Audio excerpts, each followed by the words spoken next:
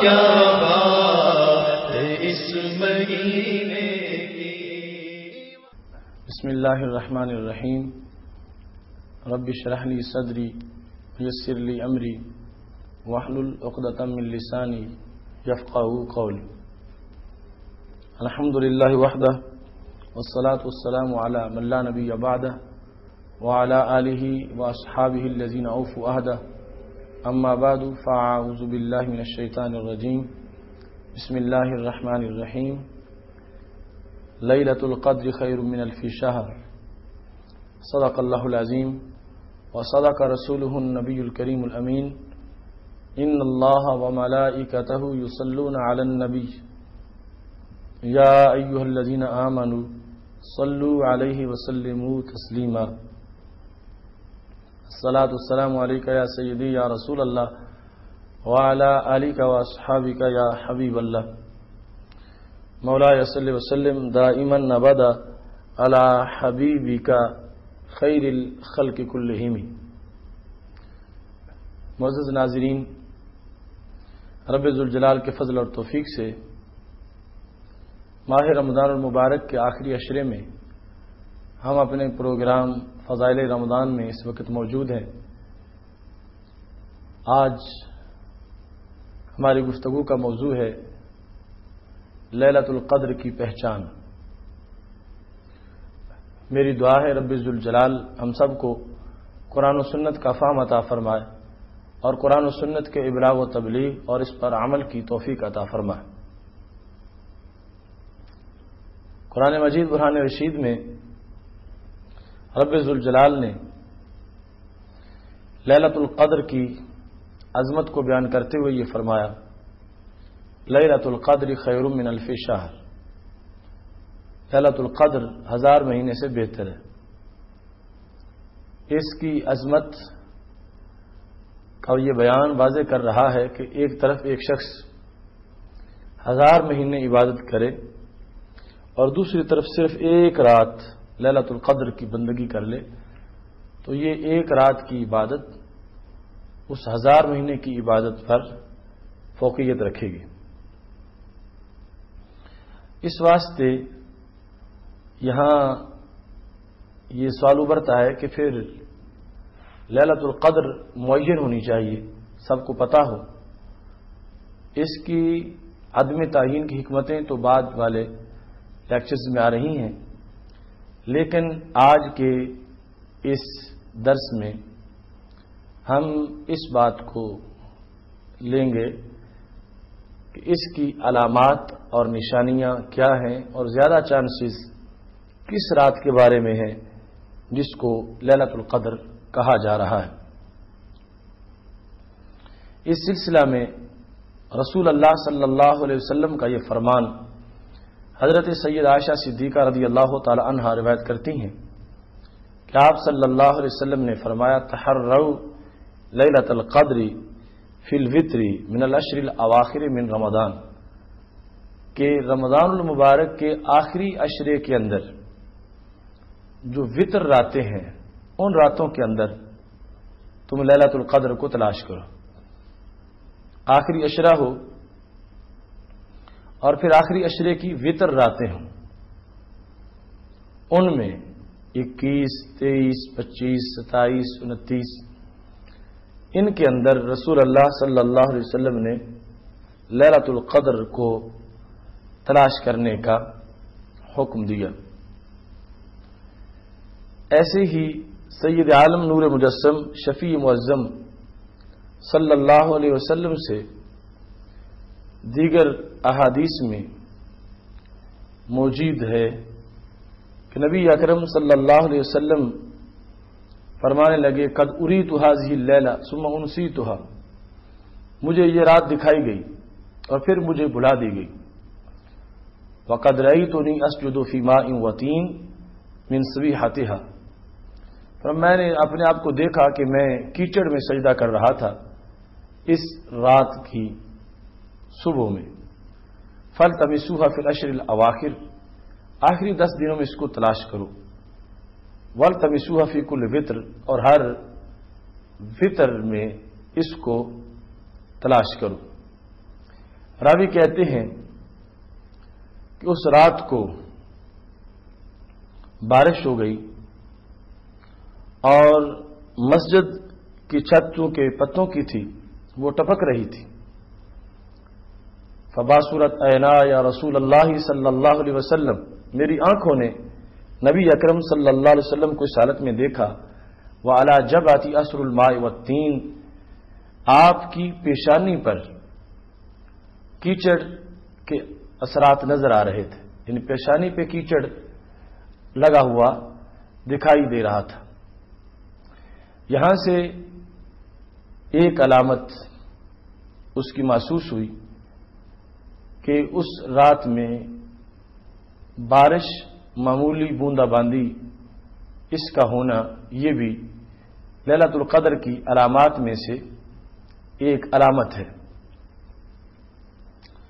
اس سلسلہ میں چونکہ صحابہ کرام علیہم رضوان میں بھی کافی اختلاف تھا، یہاں تک کہ حضرت زر بن حبیش سے روایت ہے، وہ کہتے ہیں میں نے حضرت ابی بن کعب رضی اللہ تعالیٰ عنہ سے یہ پوچھا کہ تمہارے بھائی حضرت عبداللہ بن مسعود رضی اللہ تعالیٰ عنہ کا یہ قول ہے من یقم الحول یصب لیلۃ القدر، جو سارا سال قیام کرے اسے لیلۃ القدر مل جائے گی. سارا سال، تو پتہ چلا ان کا یہ موقف تھا کہ رمضان المبارک کے علاوہ جو مہینے ان میں بھی لیلۃ القدر کا وجود ہو سکتا ہے. یہ بات سن کے حضرت ابی بن کعب رضی اللہ تعالیٰ عنہ نے کہا رحمہ اللہ، اللہ ابن مسعود رضی اللہ تعالیٰ عنہ پہ رحم کرے. اراد اللہ یتکل الناس، ان کا اس بات سے مقصد یہ تھا کہ لوگ بھروسہ نہ کر جائیں اور بندگی نہ چھوڑ جائیں. کہنے لگے جہاں تک میرا تعلق ہے، میری رائے ہے تو قد علم انہا فی رمضان، یہ طے شدہ ہے کہ وہ لیلۃ القدر رمضان میں ہے. وانہا فی العشر الاواخر، اور یہ بھی طے شدہ ہے کہ وہ آخری 10 دنوں میں ہے. اور پھر کہنے لگے وانہا لیلۃ 27، اور وہ 27ویں رات ہے. پھر انہوں نے حلف اٹھا دیا اور کہنے لگے کہ یہ یقیناً 27ویں رات ہے. حضرت زر بن حبیش نے ان سے پوچھا کہ تمہیں کیسے پتا چلا کہ یہ رات 27ویں کی رات ہے؟ تو وہ کہنے لگے سن لو، اس کی نشانی ہمیں رسول اللہ صلی اللہ علیہ وسلم نے بتائی تھی. وہ نشانی کیا ہے؟ کہنے لگے اخبرنا رسول اللہ صلی اللہ علیہ وسلم انہا تطلع یومئذ، سورج جب اس رات کے بعد صبح کو طلوع ہوتا ہے، لا شعاع لہا، تو کافی دیر تک سورج کی کرنیں نظر نہیں آتی. سورج کرنوں سے بالکل مجرد ہوتا ہے، خالی ہوتا ہے. اور اس کا سبب یہ بیان کیا گیا کہ فرشتوں کی کثرت ہوتی ہے جو اوپر جا رہے ہوتے ہیں، جس کی وجہ سے سورج کی کرنیں جو ہیں وہ نظر نہیں آتی. تو یہاں سے یہ علامت معلوم ہوئی کہ لیلۃ القدر کے بعد جو سورج طلوع ہوتا ہے اس سورج کی کافی دیر تک کرنیں نظر نہیں آتی. اور یہ علامت ہے جس نے یہ واضح کر دیا تجربہ کے مطابق کہ وہ رات 27ویں کی رات ہے.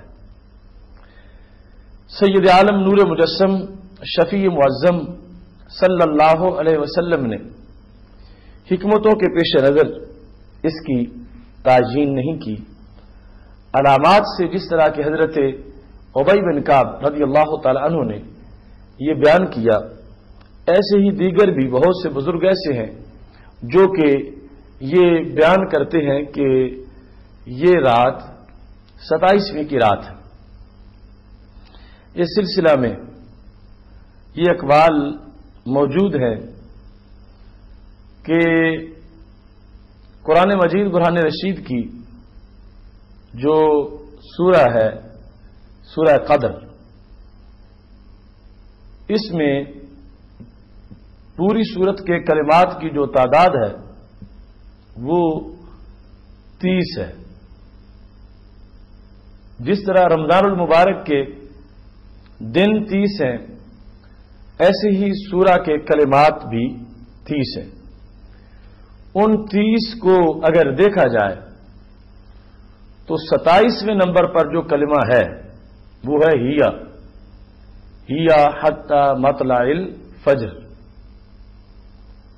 تو یہ ذکر ہے، ہیا کا مرجع ہے لیلۃ القدر.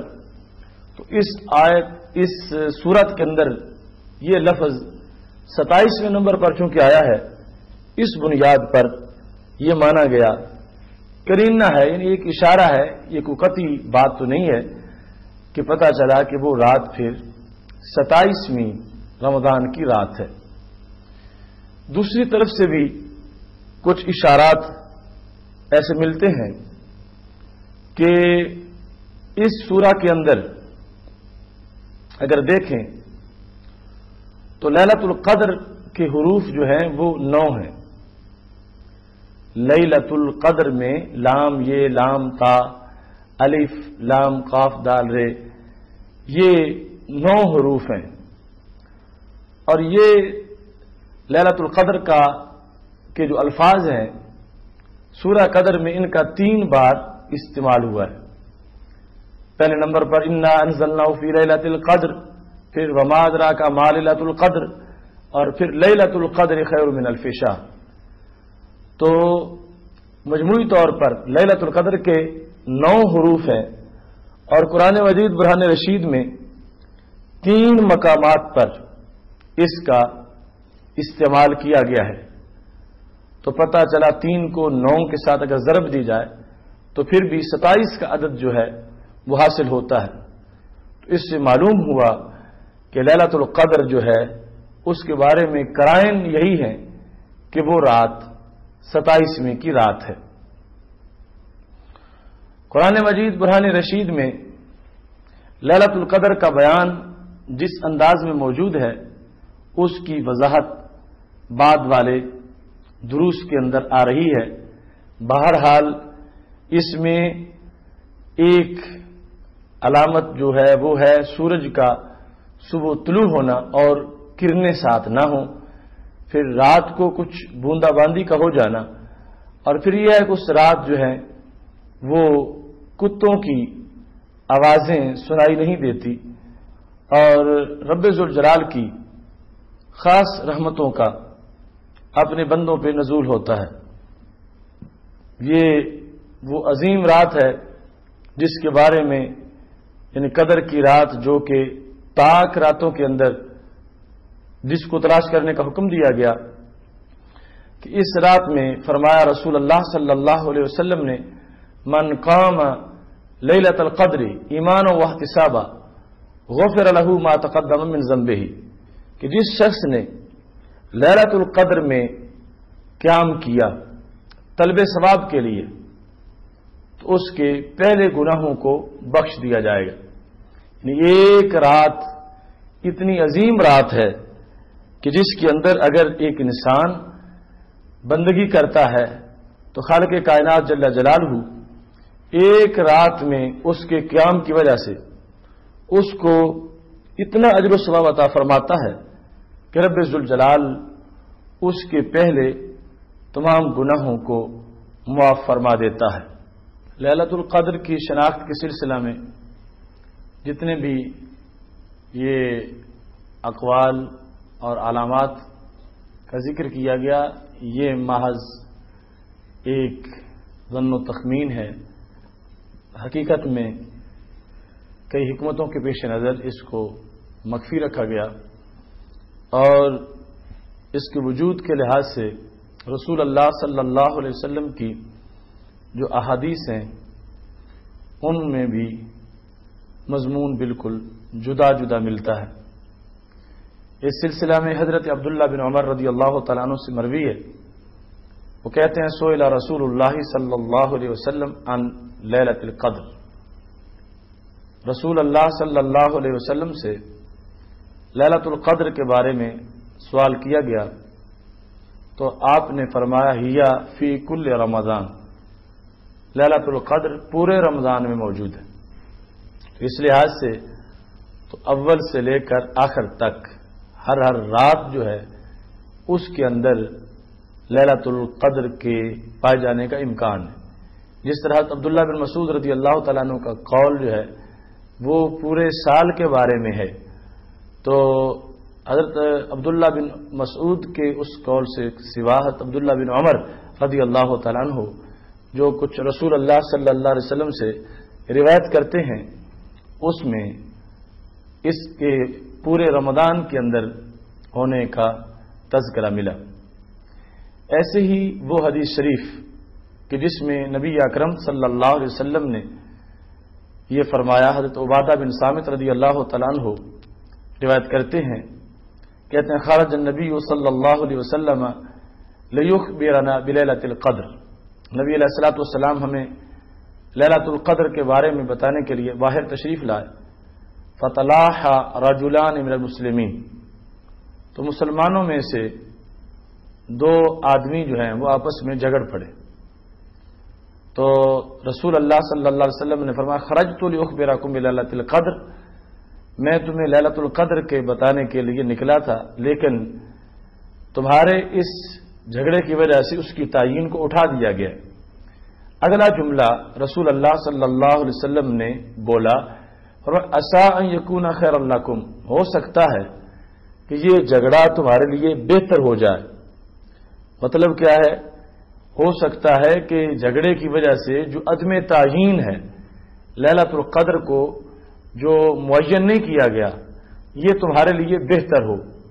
بہتری کا ظاہر ہے کہ سبب یہی ہوگا کہ جب تعین نہیں ہوگی تو ہر رات کو لیلۃ القدر سمجھتے ہوئے اس کی قدر کی جائے گی، اس کو تلاش کیا جائے گا. تو اس طرح بندے کے لیے ایک زیادہ سے زیادہ نیکیوں کا سلسلہ بن جائے گا. اس کے آخر میں رسول اللہ صلی اللہ علیہ وسلم نے یہ فرمایا فَالْتَمِسُوهَا فِي التَّاسِعَةِ وَالسَّابِعَةِ وَالْخَامِسَةِ کہ لیلۃ القدر کو تم نے تلاش کرنا ہے تو کس کس رات میں تلاش کرو. محبوب علیہ الصلوۃ والسلام فرمانے لگے 29 میں تلاش کر لو، 27 میں تلاش کر لو اور 25 میں تلاش کر لو. جو وتر راتیں ہیں ان کے اندر آپ لیلۃ القدر کو تلاش کر سکتے ہیں. یہاں پر ایک اور واضح گواہی جو ہے وہ 23 کے بارے میں بھی حدیث شریف میں موجود ہے. حضرت عبداللہ بن انیس رضی اللہ تعالی عنہ کہتے ہیں کہ میں نے کہا یا رسول اللہ صلی اللہ علیہ وسلم ان لی بادیتن اکون فیہا، کہ میں دور دراز دیہات میں رہتا ہوں، وانا اصلی فیہا بحمد اللہ، اور وہاں میں نماز پڑھتا ہوں.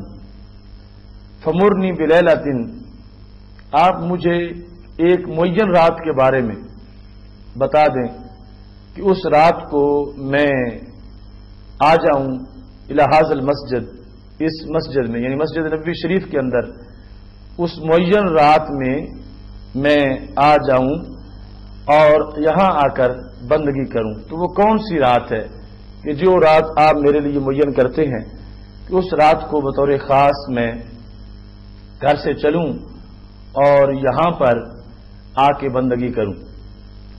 تو کہتے ہیں کہ رسول اللہ صلی اللہ علیہ وسلم نے فرمایا لیلۃ 23، وہ 23ویں رات ہے. 23ویں رات کے اندر تم آ جاؤ اور 23ویں رات کو تم جی بھر کے یہاں بندگی کرو.